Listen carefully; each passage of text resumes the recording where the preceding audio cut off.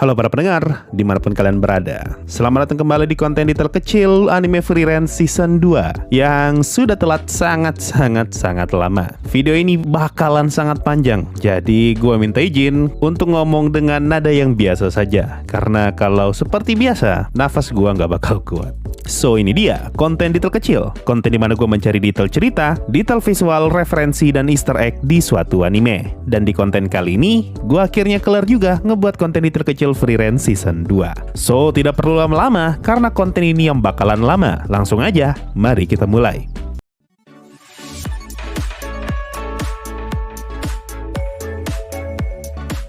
Detail pertama, di bagian awal episode 1, kita diperlihatkan Frieren yang lagi duduk di atas kereta kuda sambil baca buku. Dan ketika dia mendengar percakapan Stark dengan Fern, Frieren mengeluarkan ekspresi ini. Buat yang gak sadar, di sini Frieren merasa dejavu karena apa yang mereka bicarakan adalah percakapan yang sama dengan yang Frieren bicarakan di awal episode 1 season 1. Dan bukan cuma percakapannya, bahkan scene-nya pun dibuat sama persis seperti season 1. Nah, kalau scene pembuka season 2 dibuat mirip seperti scene pembuka season 1, scene penutup season 2 juga dibuat sama seperti season 1-nya, di mana scene Frieren yang mengelus kepalanya Fern juga dibuat sama persis seperti scene mereka di ending season 1-nya. Detail kedua, seperti yang kita ketahui, season ini mempunyai satu tema besar yang bercerita mengenai kampung halaman. Bahkan season ini ditutup dengan cerita seorang kakek tua yang ingin berziarah di kampung halamannya. Nah, yang menarik, setelah gua nonton ulang, ternyata topik tentang kampung halaman sudah disinggung sejak awal season 2, yaitu ketika Frieren turun dari kereta kuda, di mana si kusir ngomong, kalau ingin menuju Ende, bagi kami yang selamanya tinggal di kampung halaman ini, pasti akan jadi perjalanan yang tak terbayangkan panjangnya. Sama seperti detail pertama tadi, bagian awal dan akhir Frieren Season 2 sudah difikirkan dengan matang agar semuanya saling berkaitan. Detail ketiga, kalau kalian perhatikan scene ketika Frieren jatuh ke dalam lubang, sekilas lubang mereka jatuh kelihatan kecil. Tapi kalau kalian perhatikan baik-baik, lubang mereka jatuh ternyata besar banget. Dan kalau kalian gak sadar, batu besar yang ada di dasar goa ini adalah bagian dari atap goa yang runtuh tadi. Detail keempat, setelah mendengar penjelasan soal batu sihir yang sangat keras, Stark kepengen mencoba menyerang batu tersebut. Dan kalau kalian perhatikan, tepat ketika Stark menyerang batu sihir itu, Frieren dan Fern lagi melindungi wajahnya dari dampak serangannya Stark. Detail kelima, di salah satu scene ketika mereka berada di dalam goa, kita sempat diperlihatkan tumpukan tulang hewan. Dan di sekitar tulang itu terdapat ranting kayu, yang mana ranting kayu inilah yang mereka pakai untuk ngebuat api unggun di scene ini. Dan cara mereka menyalakan api unggun itu bisa kita lihat di scene ini. Di sini kelihatan kalau Frieren sedang menyalakan api dengan menggesek batu sihir. Nah, detail Frieren yang ini sepertinya bisa menjelaskan alasan kenapa Frieren bisa tiba-tiba punya batu sihir untuk dilempar ketika mereka diserang naga. Karena memang sebelum dia tidur, Frieren lagi membawa batu sihir. Detail ke-6, ketika Frieren melempar batu sihir yang bercahaya, di sini kita diperlihatkan Stark yang lagi menghindar sambil membawa Fern dan Frieren. Nah, yang menarik, di sini terlihat jelas kalau Stark tidak membawa kapaknya ketika dia menggendong Fern dan Frieren. Tapi di scene berikutnya, tiba-tiba Stark sudah kabur sambil membawa kapaknya. Begitu pula dengan kopernya Frieren. Ketika mereka kabur, Frieren tidak sedang membawa kopernya. Tapi di scene ini, Frieren terlihat lagi membawa kopernya. Penjelasannya ternyata lumayan simpel, yaitu Stark sebenarnya tidak langsung kabur ketika Frieren melempar batu sihir, melainkan dia hanya menghindar dari serangannya naga tadi. Lalu setelah berhasil menghindar, barulah mereka mengambil barang yang masih tertinggal, dan setelah itu langsung kabur. Soalnya sebelumnya, kita sempat diperlihatkan Frieren yang ngebuat batu sihir bercahaya, dan butuh waktu yang lumayan lama sebelum batu itu berhenti bersinar. Dan jarak waktu inilah yang mereka gunakan untuk mengambil barang-barang yang tertinggal. Detail ke-7, ini detail visual yang keren banget. Di episode ini, sempat ada scene flashback Himmel melawan naga hitam, di mana kita diperlihatkan Himmel yang melompati semburan api. Lalu Aizen menggunakan kapaknya untuk menahan semburan tersebut. Nah, kalau kalian perhatikan scene-nya baik-baik, di sini kelihatan kalau Himmel ngasih kode ke Aizen untuk menahan semburan api tersebut dengan cara melihat ke arahnya Aizen. Makanya, tepat ketika Himmel melihat ke arahnya Aizen, Aizen pun langsung bergerak untuk menahan serangan itu. Lalu, kalau kalian perhatikan gerak-geriknya Himmel setelah dia mendarat, di sini kelihatan kalau Himmel langsung melihat ke arahnya Frieren. Dan di sini juga terlihat Himmel yang lagi ancang-ancang untuk lari ke arahnya Frieren. Makanya ketika ada reruntuhan yang jatuh ke arahnya Frieren, Himmel yang lebih dulu sampai dibandingkan Aizen. Detail ke-8, buat yang gak ingat, scene Himmel dan Hater yang kabur dari semburan naga sebelumnya sempat muncul di episode 1 season 1. Detail ke-9, masih di episode 1, di sini kita sempat diperlihatkan scene Vern yang lagi naruh barang berharganya di atas meja, yaitu gelang pemberian dari Stark, aksesoris rambut pemberian dari Frieren, kalung pemberian dari Kraft, dan tas kecil pemberian dari Abang Shane. Nah, di sini ada detail audio yang keren, di mana kita bisa mendengar Vern yang lagi berjalan ke arah belakang kamera untuk meniup lilin. Padahal kalau dilihat dari scene ini, sekilas lampu di ruangannya Vern kelihatan tinggi. Ini berarti posisi lampu di ruangannya Vern sebenarnya cukup rendah untuk bisa ditiup dengan mudah, dan alasan lampu di sini tadi bisa kelihatan tinggi murni karena permainan perspektif. Detail ini juga bisa menjelaskan alasan kenapa Stark bisa membawa lampu ruangannya keluar, karena lampunya memang gampang untuk dicabut. Soalnya kalau kalian lihat scene ini, lampu di kamar mereka ternyata tidak diikat dan hanya digantung. Detail ke-10, masuk ke episode 2, mari kita ngomongin soal pahlawan solo yang bisa melihat masa depan. Di sini ada beberapa detail yang menarik. Pertama, si pahlawan solo ngomong kalau dia sudah tahu Frieren tidak akan mau bertarung bersamanya, dan meskipun Frieren ikut, si pahlawan solo akan tetap mati. Nah, scene pahlawan solo yang mencoba merekrut Frieren tapi gagal menjadi bukti bahwa masa depan yang dia lihat ternyata tidak bisa untuk diubah, karena kedatangannya menemui Frieren merupakan bukti bahwa dia sedang mencoba melawan takdirnya. Tapi karena hasilnya tetap sama seperti yang sudah dia ketahui, ngebuat si pahlawan solo semakin yakin bahwa masa depan memang tidak bisa diubah. Kedua, ketika si Solo ngomongin soal 7 Mahardika, kita sempat diperlihatkan scene Frieren yang lagi berada di hadapan seseorang, dan orang itu sudah pasti adalah Mah. Bahkan scene yang sama juga sempat muncul lagi di episode ke-9. Tapi scene di episode 2 ini mempunyai detail tambahan, yaitu kita diperlihatkan tangan kanan Frieren yang berwarna keemasan. Ini sejalan dengan penjelasan Lerner di ending season 2, yaitu kampung halamannya Denken yang telah berubah menjadi emas akibat Mah. Nah, scene ini muncul di flashbacknya pahlawan Solo, yang mana ini menjadi indikasi bahwa Frieren sudah pernah ketemu atau mungkin berhadapan dengan Mah jauh sebelum dia berpetualang bersama Himmel. Ketiga, si pahlawan ngomong kalau Frieren tidak mungkin menceritakan rahasianya kepada orang lain. Dan benar saja, bahkan ketika dia menceritakan kisah pahlawan Solo kepada Vern dan Stark, Frieren sama sekali tidak menyinggung soal kemampuan melihat masa depannya. Dan terakhir, di sini nih bisa kita lihat kalau si pahlawan Solo sudah terluka parah ketika dia berhasil menusuk tubuh Sulahat, sehingga scene ini bisa menjelaskan kenapa pertarungan mereka berakhir dengan kematian mereka berdua. Detail ke-11, setelah selesai membersihkan patung pahlawan Solo, kita pun diperlihatkan scene para penduduk desa yang lagi mengelilingi patung itu. Dan kalau kalian perhatikan, di sini Vern terlihat lagi memegang gulungan kertas, yang mana gulungan itu adalah imbalan dari orang yang nawarin mereka pekerjaan. Dan kalau kita mundur sedikit, kita bahkan sempat diperlihatkan scene Vern yang lagi transaksi dengan orang itu. Detail ke-12, di episode 3, Frieren sempat ngomong ke Stark kalau Vern suka dengan makanan manis. Ini yang jadi alasan kenapa di episode terakhir Vern langsung semangat ketika mendengar sihir pancake. Nah, di episode 2, kita sempat diperlihatkan Frieren yang lagi belanja di kota. Dan ketika berada di toko roti, bisa kita lihat kalau Vern lagi menatap ke arah roti. Lalu di sini juga sempat ada scene di mana Stark ngasih saran untuk singgah makan cemilan. Dan kalau kalian perhatikan wajahnya Vern lagi melihat ke arah tempat cemilan yang Stark maksud. Detail ke-13, kalau kalian perhatikan scene ini, di pinggangnya iblis pedang terdapat sarung pedang. Tapi ketika dia bertarung, sarung pedang itu tiba-tiba menghilang. Nah, yang jadi pertanyaan, kemana hilangnya sarung pedang itu? Jawabannya ada di scene ini. Coba kalian dengar baik-baik suara di scene ini. Di sini kalian bakal mendengar ada sound efek barang yang jatuh ke tanah. Dan barang yang jatuh itu adalah sarung pedangnya si iblis.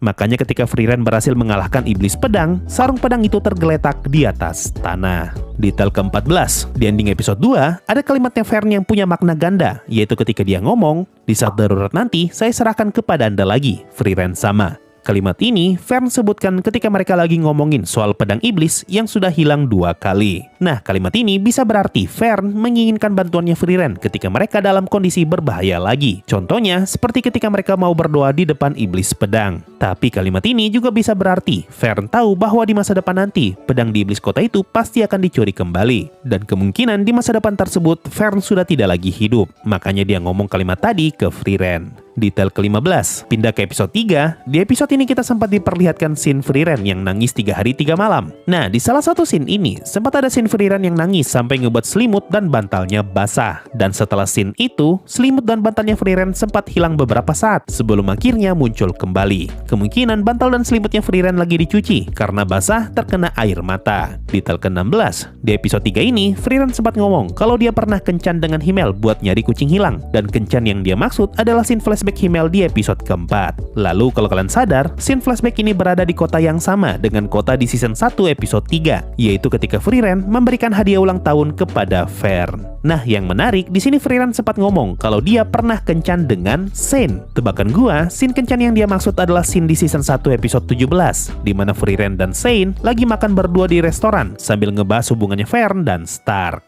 Detail ke-17, lanjut ke episode 4, mari kita ngomongin soal rambutnya Frieren. Di pertengahan episode 4, Frieren ngomong ke Stark kalau kepangan rambutnya saat ini adalah kepangan rambut saat perasaannya Fern lagi bagus. Tapi Stark malah ngomong dia tidak tahu bedanya di mana. Kalau kalian sama kayak Stark dan tidak tahu bedanya di mana, bedanya simple banget. Bisa kalian lihat di scene ini, di mana kepangan rambutnya Frieren kelihatan lebih kusut kalau perasaannya Fern lagi jelek. Di episode ini juga, Fern sempat ngomong kalau sepertinya Frieren mulai bosan ke pemandian air panas. Apalagi hari ini, rambutnya Frieren lagi tidak digulung di atas. Kalimat ini bisa menjelaskan kenapa rambutnya Frieren jadi kayak gini ketika dia lagi mandi di pemandian air panas. Detail ke-18, ketika Fern dan Stark lagi kencan, sempat ada scene di mana mereka nunjuk awan. Dan scene ini merefer ke scene di season 1 episode 12, yaitu ketika Stark ngelihat awan dan dia pengen ngasih tahu Fern soal awan tadi.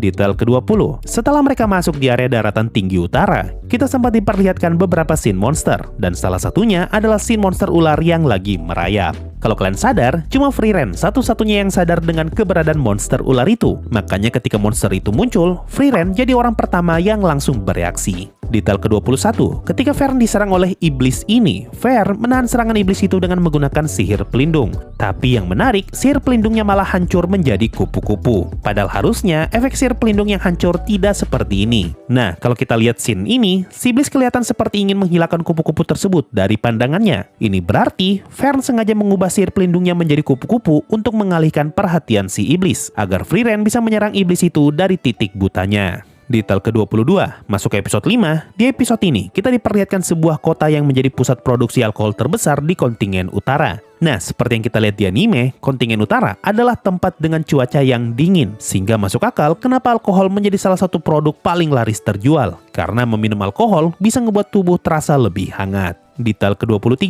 ketika sampai di kota, Frieren ketemu dengan dwarf bernama Fas yang menyambut dia dengan kalimat sudah 100 tahun tidak berjumpa. Tapi Frieren membalas, baru juga 80 tahun Fas. Dan si Fas ngomong, detail sekali hitunganmu, tidak seperti biasanya. Dari kalimat ini bisa kita ketahui bahwa karakternya Frieren sudah berkembang. Dari yang awalnya dia sama sekali tidak peduli dengan waktu yang telah berlalu. Sekarang, Frieren jadi lebih menghargai waktu yang telah dia lalui selama ini. Dan dalam scene ini, bentuk penghargaan Frieren adalah dengan mengingat detail waktu, kapan terakhir kali dia bertemu dengan Fas. Detail ke-24, setelah bertemu dengan Fas, mereka diajak masuk ke dalam tambang yang telah Fas buat. Dan di sini ada detail visual yang sangat jarang gue temukan di anime, yaitu ukuran tambang yang Fas buat menyesuaikan ukuran tubuhnya sebagai seorang dwarf. Sangat berbeda dengan tambang di kota satunya, yang ukurannya memang menyesuaikan tubuh manusia normal. Detail ke-25, kalau dilihat dari scene ini, Fas sepertinya sudah membuat tambang untuk mencari Boshaf semenjak Frieren masih bersama Himmel.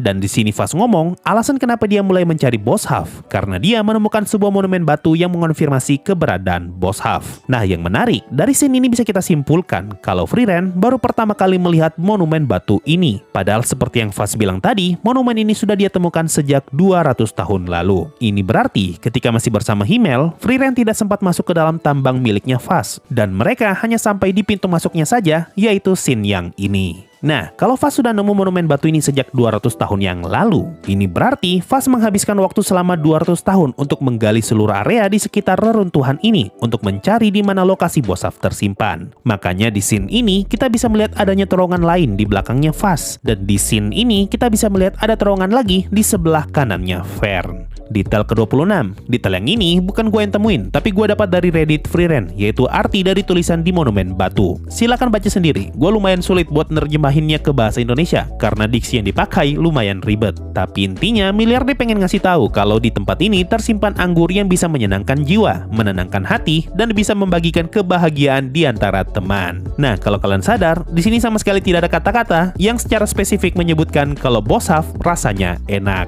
Detail ke-27. Ini detail terakhir di episode kelima. Ketika sampai di tempatnya firman Norm, kita diperlihatkan beberapa poster buronan, dan salah satunya adalah posternya Freeren dan juga Aizen. Kemungkinan alasan kenapa poster mereka berdua yang dipajang, karena cuma mereka berdua yang masih hidup. Mungkin ketika Himmel dan Hater masih hidup, poster mereka berdua juga ikut dipajang. Nah, yang menarik, selain poster mereka berdua, di sini juga ada poster dua karakter sampingan yang sempat muncul di awal season 1, yaitu dua orang petualang yang Freeren temui di episode ketiga. Detail poster ini bakal nyambung dengan kalimat orang di episode sebelumnya, yaitu orang ini, di mana dia ngomong, para petualang jarang datang ke daerah ini. Jarang, bukan tidak pernah. Ini artinya, meskipun tidak sering, masih ada beberapa petualang yang mau pergi ke kontinen utara. Berhubung pekerjaan dua orang ini adalah petualang, maka masuk akal kalau mereka berdua pernah pergi ke daratan utara dan sampai di firman Norm. Detail ke-28, pindah ke episode 6, salah satu iblis yang mereka lawan di arc ini mempunyai kekuatan untuk bisa ngebuat kabut. Ini artinya, kabut yang ada di awal episode 6 adalah efek dari sihirnya si iblis tadi. Detail ke-29,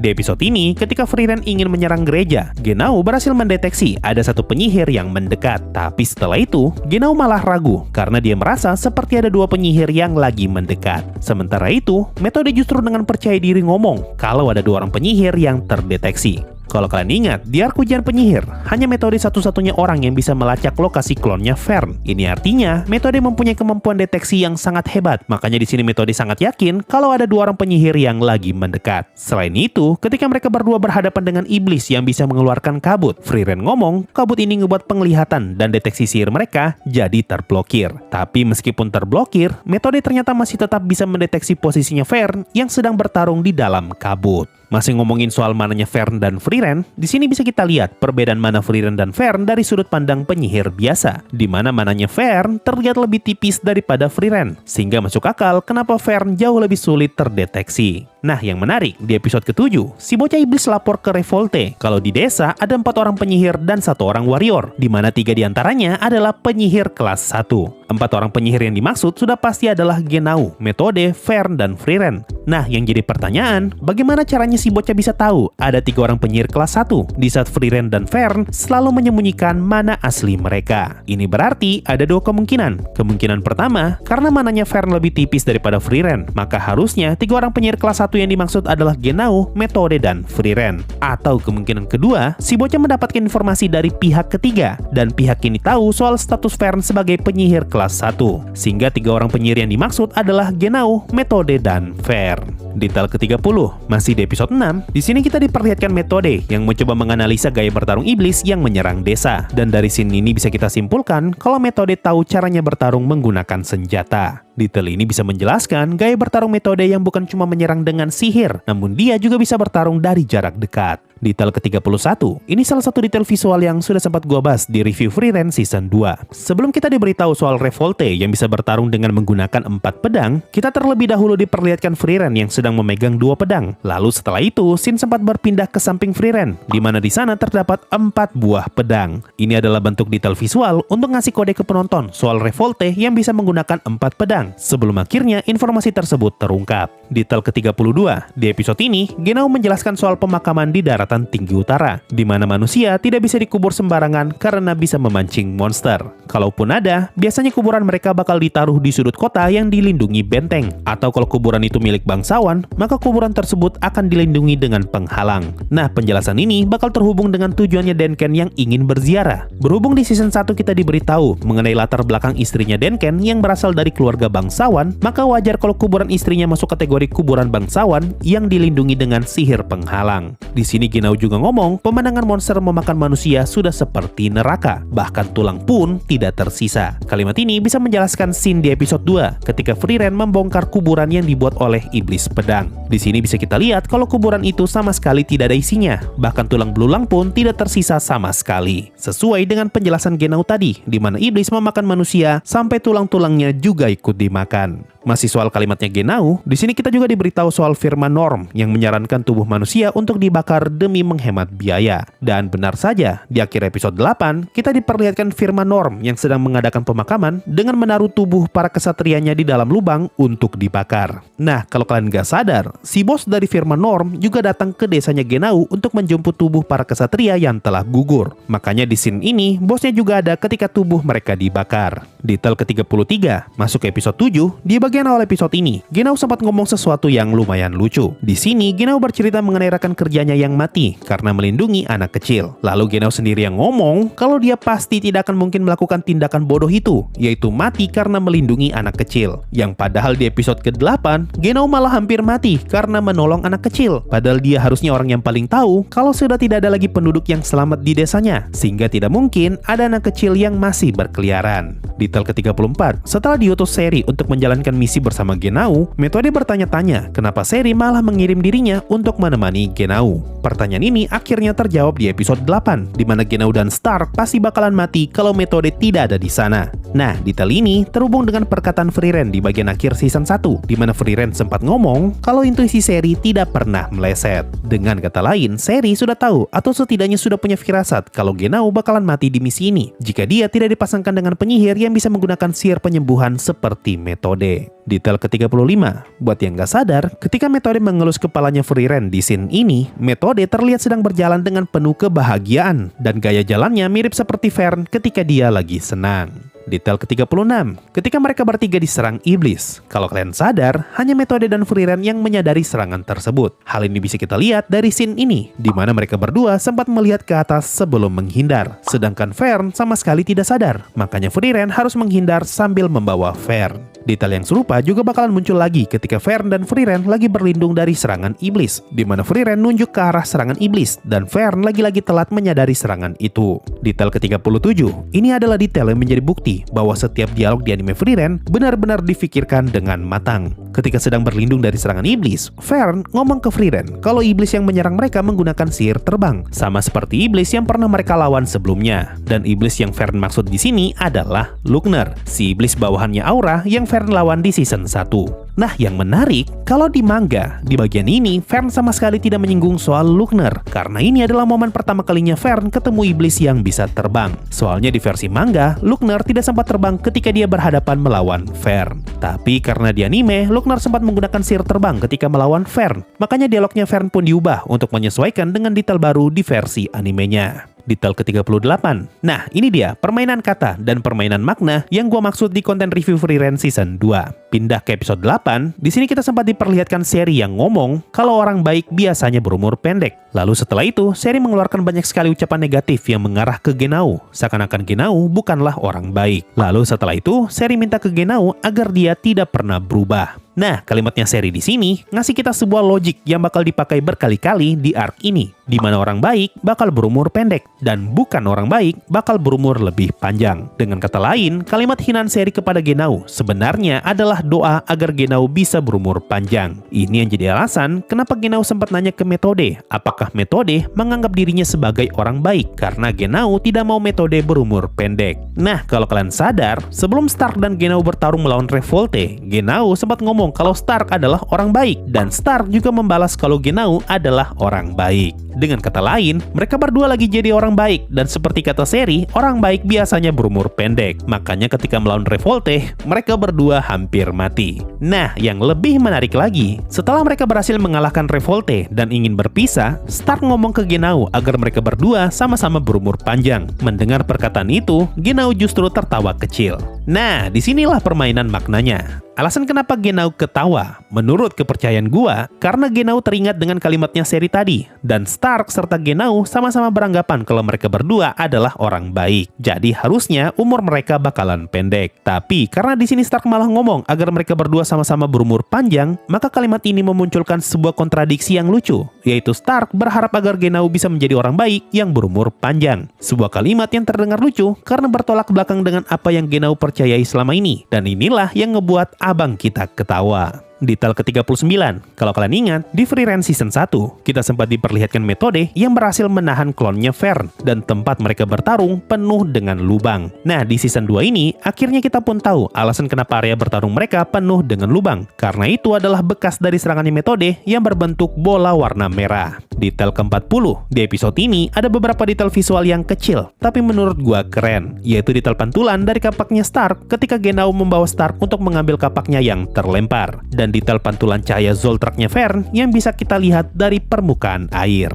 Bahkan kalau kalian sadar, efek cahaya di scene ini bukan efek cahaya dari sinar rembulan, melainkan cahaya dari Zoltraknya Vern. Makanya ketika si iblis ini maju, Zoltraknya Vern langsung muncul di depannya si iblis. Nah, kalau kalian perhatikan, Zoltraknya Vern muncul dari arah kirinya metode, dan setelah itu si iblis langsung bersembunyi. Karena metode tahu Vern nyerang dari arah kirinya, metode pun sengaja menyerang ke arah kiri untuk membuka jalur tembakannya Vern. Dan ini juga yang jadi alasan kenapa metode langsung menatap ke arah kiri setelah si iblis tadi mati. Detail ke-41, ini detail yang menegaskan bahwa Genau sejatinya adalah orang baik. Setelah berhasil mengalahkan Revolte, Genau menggunakan seluruh tenaganya yang tersisa untuk menolong Stark yang lagi sekarat. Barulah setelah itu, Genau pun pingsan. Dan setelah Genau sadar, kita diperlihatkan Genau yang tidak menggunakan jubah. Ini karena jubahnya Genau dipakai untuk menutupi lukanya Stark. Jadi, meskipun tidak diperlihatkan secara langsung ataupun disebutkan melalui lisan, Genau ternyata masih sanggup menyempatkan diri untuk menolong Stark yang lagi terluka parah dengan cara menggunakan jubahnya untuk menutupi lukanya Stark. Itu pun Genau masih tetap berusaha sadar untuk menjaga Stark sampai akhirnya metode tiba. Detail ke-42, masuk ke episode 9. Di episode ini kita diperlihatkan flashbacknya Himmel yang nulis di buku harian. Dan mungkin di antara kalian ada yang gak sadar kalau buku itu adalah buku yang dia dapatkan dari scene ini. Nah, di scene flashback ini, kita juga sempat diperlihatkan partinya Himmel yang lagi berteduh di dalam kabin. Dan kalau kalian gak sadar, di sini Aizen lagi handstand, tapi baju dan jenggotnya malah kebal dari gravitasi. Scene ini memunculkan pertanyaan yang mendasar, apakah ini kesalahan visual? Menurut gua, tidak, karena scene ini memang disengaja. Buktinya, meskipun jenggot dan bajunya Aizen kebal gravitasi, tapi jubahnya masih tetap normal. Lalu di episode yang sama, ada scene yang mirip seperti Aizen tadi, yaitu scene Stark yang lagi handstand, dan di sini rambutnya Stark kelihatan jatuh. Ini artinya, Metal sengaja ngebuat jenggot dan bajunya Aizen kebal dari gravitasi demi tujuan visual. Karena kalau disuruh pilih, mana yang lebih nggak enak untuk dilihat? Apakah jenggot atau bajunya Aizen yang kebal gravitasi, atau ngelihat bajunya Aizen yang melorot dan wajahnya yang ketutupan sama jenggot? Detail ke-43, masih di episode 9, ketika Frieren membaca buku hariannya Himmel, kita sempat diperlihatkan sudut pandangnya Himmel berdasarkan buku tersebut. Lalu di akhir flashbacknya, sudut pandangnya pun bergeser dari Himmel menjadi Frieren. Nah, perubahan sudut pandang ini sebenarnya mau ngasih tahu kita kalau Frieren mengingat momen yang Himmel tulis di buku tersebut. Makanya sudut pandangnya berubah dari flashbacknya Himmel menjadi flashbacknya Frieren. Dan di flashback ini juga, kita sempat diperlihatkan scene Aizen yang lagi manjat tebing sambil menggendong Frieren dan Hater. Karena pada masanya Himmel, Frieren masih belum bisa menggunakan sihir terbang. Detail ke-44, detail yang ini mirip kayak detail banjir di anime Mushoku Tensei Season 1. Kalau kalian pengen tahu seberapa buruk cuaca di kota ini, coba kalian perhatikan scene ini. Scene yang kalian lihat tadi adalah scene ombak yang tingginya hampir setara dengan tembok benteng kota. Detail ke-45, masuk episode 10. Di episode ini kita diperkenalkan dengan karakter baru bernama Gehen, seorang dwarf tua yang ingin ngebuat jembatan karena rasa penyesalan pada kampung halamannya. Nah, di episode ini, Gehen meminta tolong kepada Frieren untuk mengurus monster burung yang bersarang di sekitar jembatan buatannya. Dan sebagai imbalannya, Gehen menawarkan sihir untuk bisa membalik pancake. Nah, di scene flashbacknya Gehen, kita sempat diperlihatkan beberapa petualang yang membantu Gehen untuk membangun jembatan. Dan kalau kalian sadar, salah satu petualang itu berpakaian seperti penyihir dan terlihat sedang membawa pancake. Jadi ada kemungkinan buku sihir tentang pancake yang Gehen miliki berasal dari orang ini. Detail ke-46, ini detail visual yang menurut gua keren banget dan sudah sempat gua jelasin di konten review Frieren Season 2. Di bagian akhir episode 10, kita diperlihatkan Denken yang lagi berjalan ke arah desanya. Lalu kalau kalian sadar, tepat ketika Denken mau masuk ke bagian yang tertutup bayangan, Edel langsung ngomong kalau Denken sudah siap untuk mati. Yang mana ini adalah detail visual untuk mempertegas narasi Edel tadi, di mana Denken betul-betul siap untuk bertarung sampai mati. Dan detail terakhir yaitu detail di opening, yang menurut gua cuma satu, yaitu detail bunga di openingnya. Di bagian awal opening, kita diperlihatkan Frieren yang ditemani bunga putih. Dan seperti yang sudah kita ketahui, bunga putih sudah menjadi simbol untuk karakternya Flamme semenjak Frieren Season 1. Orang pertama yang Frieren anggap berharga, dan dia juga orang yang mengajari Frieren caranya menggunakan sihir. Makanya di scene ini, kita sempat diperlihatkan tongkat sihirnya Frieren. Lalu setelah bunga putih, bunga biru pun muncul. Dan bunga biru adalah simbol untuk karakternya Himmel. Dan di scene ini, tepat setelah Frieren mengambil kelopak bunga biru, pemandangan di sekitarnya berubah dari yang awalnya putih kosong menjadi ladang yang penuh dengan bunga. Di mana ini melambangkan kisah hidupnya Frieren yang jadi lebih berwarna setelah pertemuannya dengan Himmel. Nah itu tadi, semua detail yang berhasil gue temukan dari anime Frieren Season 2. Anime yang cuma 10 episode, tapi kenapa detailnya sama banyak kayak season satunya yang 28 episode. Gue yang nulis aja heran bro, kenapa konten ini bisa panjang banget. Gue butuh waktu 1 bulan lebih untuk bisa kelar ngebuat konten ini doang. Dan kalau kalian mau tahu, total durasi gue nge-record konten ini tembus sampai 1 jam.